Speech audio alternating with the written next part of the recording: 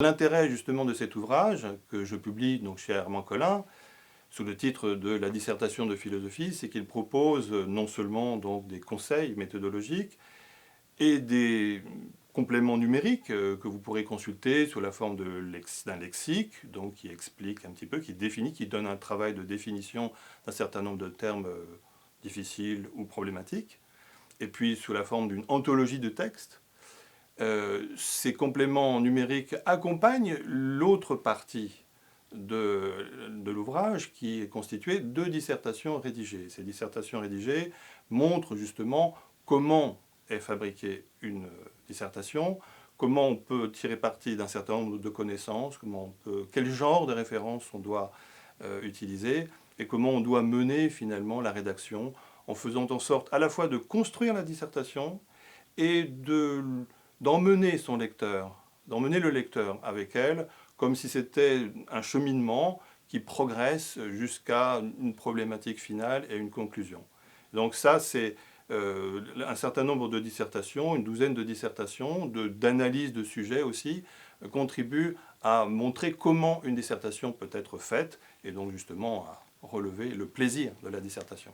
Pourquoi il faut faire des dissertations? Cette exigence qui sous-tend la dissertation est plus importante même que la logique. Bien sûr, à aucun moment il ne faut aller délibérément contre la logique. La logique est un moyen indispensable pour vérifier la cohérence de ce qui est dit. Étudier la logique permet de comprendre comment allier la complexité et la cohérence. Il y aurait ainsi beaucoup à dire sur le rôle de la logique, mais aussi de la rhétorique, des savoirs positifs, des doctrines philosophiques. Et toute mon introduction sert justement à donner leur importance respective à tous ces éléments qui contribuent à nourrir la dissertation. La dissertation de philosophie suit un questionnement socratique, un questionnement approfondi qui permet justement de repérer les difficultés que ces diverses questions posent. Et puis peut-être finalement, comme dans le cheminement socratique, laisser un certain nombre de questions irrésolues. Tous ces termes, problèmes, paradoxes, questions, sont importants et justifiés.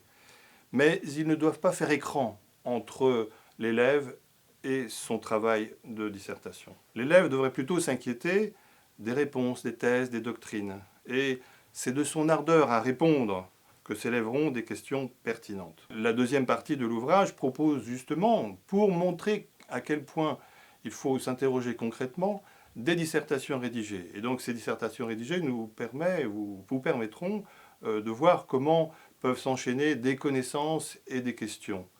Comment on peut ainsi construire une problématique. On montre ainsi, à travers les dissertations rédigées, ce qu'une dissertation peut être. Pour comprendre une question, il est souvent utile d'envisager ce que l'on pourrait considérer comme une réponse à cette question.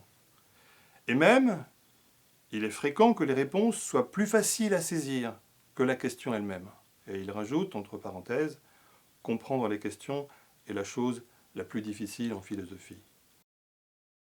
L'idée donc, c'est que la dissertation doit faire s'entremêler les questions et les réponses, distinguer les réponses qui sont pertinentes et à partir de ces réponses faire surgir les questions les plus intéressantes. Le prix à payer, bien sûr, c'est l'angoisse de ne jamais en avoir tout à fait fini avec la dissertation. Le sentiment quelquefois qu'on n'a pas les moyens de commencer, l'impression que l'exigence est trop pressante, trop personnelle, et qu'on sera jugé sur ce qu'on est plutôt que sur ce que l'on fait. Or, la seule façon de répliquer à cette angoisse et d'en limiter les effets, c'est de prendre conscience justement de ce que l'on fait. Et d'où l'intérêt d'une méthodologie.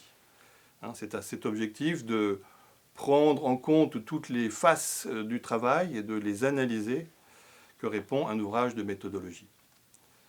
Enfin, le plaisir de la dissertation provient de la fierté que l'on retire lorsque l'on a mené à bien sa dissertation. Et donc cet ouvrage est justement consacré à la dissertation de philosophie pour vous inviter à cette fierté et à ce plaisir.